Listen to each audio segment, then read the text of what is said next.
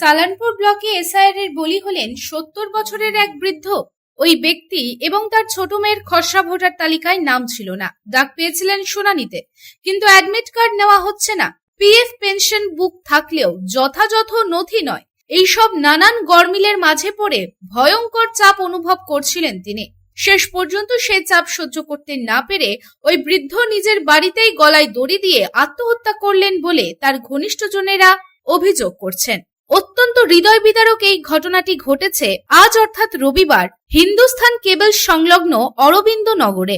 Chittaranjan rail engine কারখানার প্রাক্তন কর্মী নারায়ণ চন্দ্র সেনগুপ্ত পরিবার নিয়ে এখানেই দীর্ঘকাল বসবাস করছেন। তার 3 মেয়ে এবং স্ত্রীকে নিয়ে সুখের সংসার। 3 মেয়েই বিবাহিতা, কিন্তু ভোটার তালিকায় নিবিড় সংশোধন প্রক্রিয়া শুরুর পর নারায়ণবাবু জানতে পারেন তার এবং তার ছোট মেয়ে দুজনেরই খসড়া ভোটার তালিকায় নাম নেই। বিষয়টি নিয়ে তিনি যথেষ্ট চাপে পড়ে গিয়েছিলেন বলে অভিযোগ। প্রায়ই এই বিষয়টি নিয়ে তিনি তার কাছের মানুষদের কাছে আলোচনা করতেন এবং শেষ পর্যন্ত কি হবে তাই নিয়ে ঘাবড়ে থাকতেন। বিএলও শান্তনু দাসকেও তিনি শুনানিতে ডাক পাওয়ার বিষয়টি জানালে বিএলও শান্তনু দাস তাকে সম্পূর্ণ সহযোগিতার আশ্বাস দিয়ে বলেছিলেন তিনি শুনানির সময় থাকবেন, কোনো অসুবিধা হবে না। এই বিষয়টি নিয়ে একাধিকবার আলোচনা করেন তিনি সকলের কাছে এবং দুশ্চিন্তা প্রকাশ করতেন বলে অভিযোগ। রবিবার সকাল হওয়ায় প্রত্যেক দিনের মতো বাজার করতে গিয়েছিলেন তিনি। এরপর স্ত্রী এবং ছোট মেয়ের হাতে বাজারের থলে দিয়ে উপরের তলায় গিয়েছিলেন। সেখানেই নারায়ণ সেনগুপ্ত বিছানা চাদর দিয়ে সিলিং ফ্যানের হুকের সঙ্গে ঝুলিয়ে নিজেকে শেষ করে দিলেন।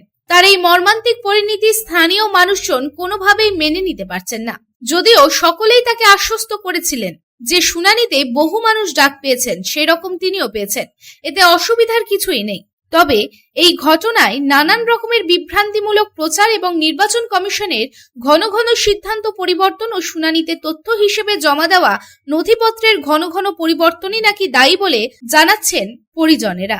এই ঘটনায় মৃতের অসুস্থ স্ত্রী বাকরুদ্ধ হয়ে পড়েছেন। শোকে পাথর হয়ে গেছেন তার কন্যা। এই প্রসঙ্গে বারাবণীর বিধায়ক তথা মেয়র বিধান উপাধ্যায় জানান, সময় নিয়ে করলে এসআইআর এর কাজ সুবিধে হতো। বয়স্ক মানুষদের বারবার হিয়ারিং এ ডাকা হচ্ছে। হিয়ারিং এর ভয়ে মানুষ আত্মহত্যা করছে, এর জন্য নির্বাচন কমিশন দায়ী। দুঃখজনক ঘটনা। দেখুন, এটা বারবার আমাদের নেত্রীও বলছেন, মমতা বন্দ্যোপাধ্যায় বলছেন এবং আমাদের নেতা অভিষেক বন্দ্যোপাধ্যায় বারবার বলছেন যে এখন একটু টাইম নিয়ে করলে সবচেয়ে এসআইআরটা সুবিধা হতো। কারণ বারবার মানুষকে বিভিন্নভাবে হয়রানি করছে, বিশেষ করে বয়স্ক মানুষদেরকে, যাদের 2002-এ নাম আছে তাদেরকেও হিয়ারিংয়ে বারবার ডাকা হচ্ছে। একবার যাচ্ছে আবার কোনো কাগজের জন্য ডাকছে।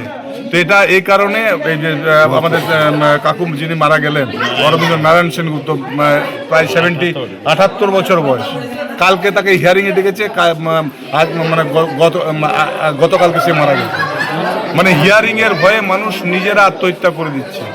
এটাতে মানে পুরোপুরি এই যে বিজেপি বা আমাদের যে নির্বাচন কমিশন আছে এর জন্য পুরো দায়িত্ব ওদের কাছে। কারণ একটা জিনিস, এই যে এসআইআর করছে, এসআইআরটা ইলেকশনের পরে করলেও পারতো, কিংবা এখন 5-6 মাস টাইম দিয়ে টানতে পারতো, 1 বছর টাইম দিতে পারতো, মানুষকে ভোটার তুললে তারপর ভোট করাতে পারতো। যদি উদ্দেশ্য থাকে ভোটে জেতার এবং ভোট এসআইআর করে ভোট করানো যদি ইচ্ছা থাকে, তাহলে আরও 6 মাস টানতে হতো, তাহলে এতগুলো মানুষ মারা যায়। এটা যে মারা গেছে এটা পুরো দায়িত্ব কিন্তু নির্বাচন কমিশনের নেওয়া উচিত। आसनसोल থেকে সন্তোষ মণ্ডলের রিপোর্ট, পাবলিক টাইমস। खुले एवं स्वच्छ वातावरण में घर बनाने का सपना पूरा करने के लिए गोविंदो धाम लेकर आया है ड्रीम हाउस प्रोजेक्ट, वो भी रानीगंज जामुड़िया शहर के बिल्कुल निकट NH 60 से महज कुछ कदमों की दूरी पर।